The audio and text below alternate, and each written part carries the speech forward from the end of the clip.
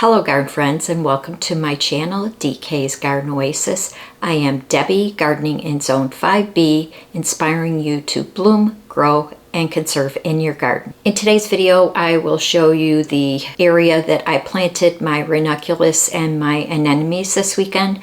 We've had a really warm week, but I know that is not our usual temps. We're supposed to go back down into the 50s and have rain this weekend. But I was able to get those ranunculus and anemones in the ground. They prefer cool temperatures anyways, and also a little bit of cleanup in my gardens. I will show you a before and after in that area, and also what's blooming and growing. I just want to let you know from now until October I will be doing a series, what's blooming and what's growing, and I will be putting that on my shorts YouTube videos, so make sure you check that out. Also make sure you stay till the end where I share a helpful garden tip to deter rabbits from your garden. I'm going to have to try this trick myself. So back in February I pre-sprouted my ranunculus and my anemones, so if you want to check out that video I will link it above. Last year I did pre-sprout some ranunculus and anemones, but the rabbits ate them, and so I didn't have success last year. So this year we put up a small fence made of chicken coop wire and a couple of posts, and hopefully that will keep the critters out of my garden. My husband did say he saw a squirrel climbing up that fence, so that is not good because they will dig up anything like a bulb. Normally I have tulips in the ground and sometimes they dig those up.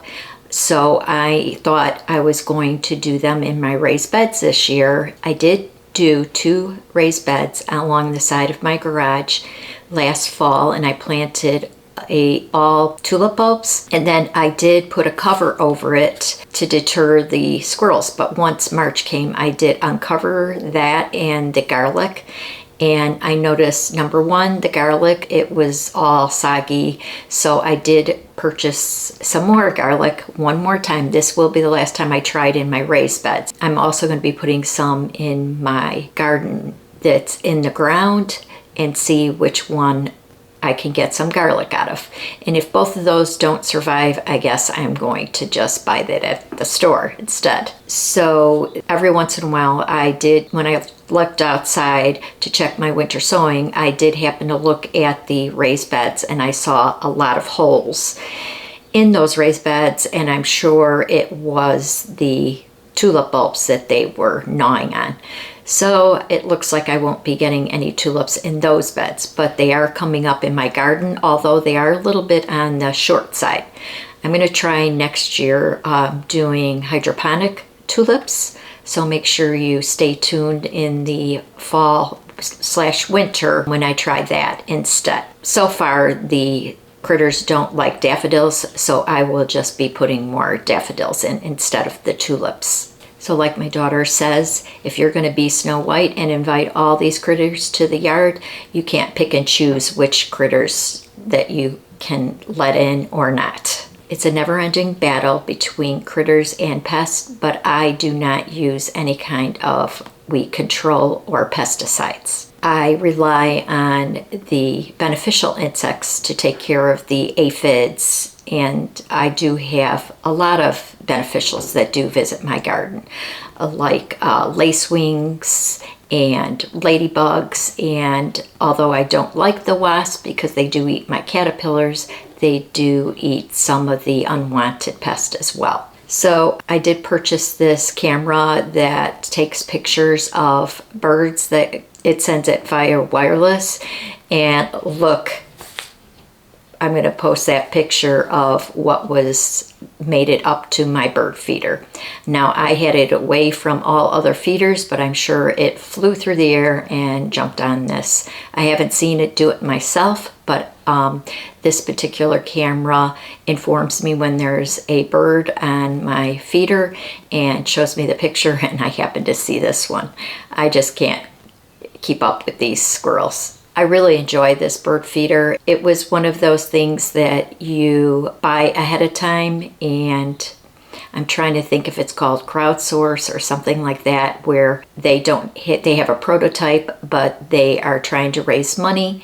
And I bought this like bird buddy maybe a year and a half ago, and it finally came late fall, but I did not put it out during the winter. I just put it out this spring so I can see the spring birds that come to my garden, like grosbeaks, orioles, and I did purchase another piece that's for hummingbirds. So that'll be fun to see those come to this camera. I'll link it in the description box below if you want to check out that camera. So back to the video. So as I said, it's been unseasonably warm. So this past weekend I was outside all day and planted all of my Ranunculus and Anemones.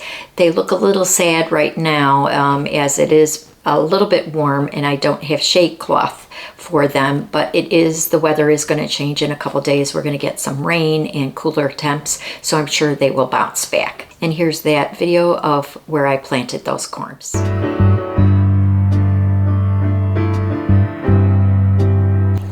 Okay, today it is Sunday, Easter, and no plants today except for some gardening. So I am going to be putting my Ranunculus and my Anemones in the ground here. My husband put this chicken wire around, and I'm going to put some mulch in the center so I can walk on either side, and then I will plant the Ranunculus and the Anemones here. So these are everything that I'm going to be planting today. I wanted to show you I brought all my spring flowers and some of my perennials out, and they're in my temporary greenhouses. I have all of my Lysianthus here and my snapdragons that are going to be going in my cut flower garden. And these are all of my dahlia tubers. Check that video out, and I do have some that are starting to sprout. You can see this one is, and there's a few more that are too. And then here is some more perennials, some natives that I'm planted that are sprouted, and I have some strawberries. So I will show you the status when I am all done with that project. And then next up, we'll be cleaning my garden. Okay, so yesterday it took me pretty much all afternoon to get these planted. And of course, they're going to take a couple days to get acclimated, but all of my Ranunculus and Anemones have been planted, and then I have a few sweet peas over here. So I'll keep you guys updated on progress. And today I hope to tackle my sunken garden down there. I have some trimming to do of that trumpet vine in the distance there, and I'm going to be cutting some of my Rosa Sharon and then putting some more mulch down. So I will keep you updated, and I am getting my first daffodils to bloom, and once those are all up, I will do a spring tour. So that's it today. One project is done. I also wanted to share some blooms that were in my garden, and I'll post those pictures. But here's a small sampling of some daffodils, some hellebores, and some little grape hyacinths. So this is just the start of my garden blooming.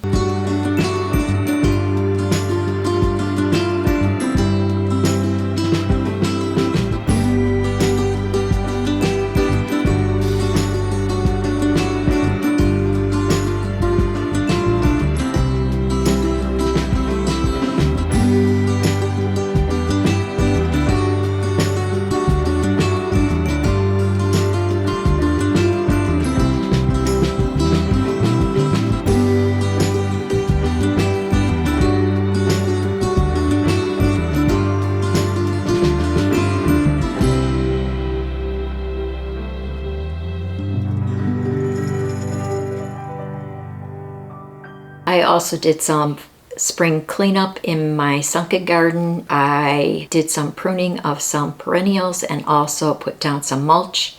I did sow some poppy seeds as well, and I'm hoping to get out into that garden and do another area as well, as the weather's supposed to stay pretty nice until this weekend. In the next week or two, I hope to have a spring tour. My crabapple is about to bloom, so hopefully the rest of my daffodils and tulips will be up and I'll take you on a spring tour. So make sure you are subscribed and hit that notification bell for those videos. Please like and comment below what you're looking forward to blooming in your garden this year. Here's that garden tip to deter rabbits from your garden.